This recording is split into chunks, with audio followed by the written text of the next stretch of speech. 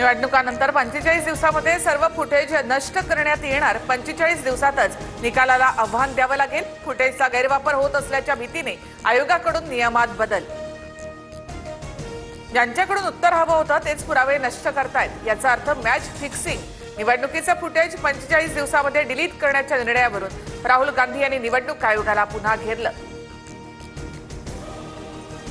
सरकार आणि निवडणूक आयोगाच्या संगनमताने निर्णय। भाजपसह बगलवाच्यांच्या घोटाळ्यांना सुरक्षित ठेवण्यासाठी नियमामध्ये बदल। महाविकास आघाडीच्या नेत्यांची टीका तर आक्षेप घेणे ही काँग्रेसची भूमिका।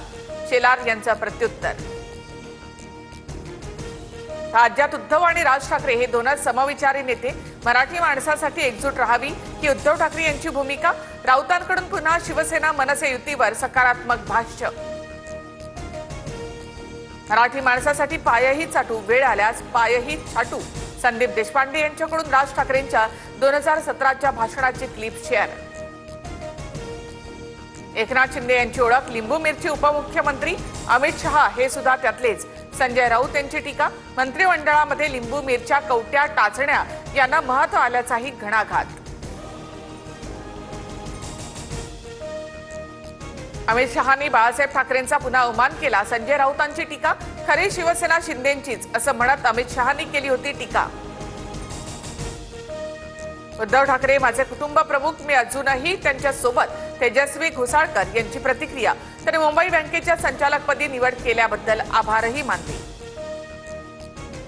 मुंबई बँकेकडून लाडक्या बहिणींना मदतीचा हात।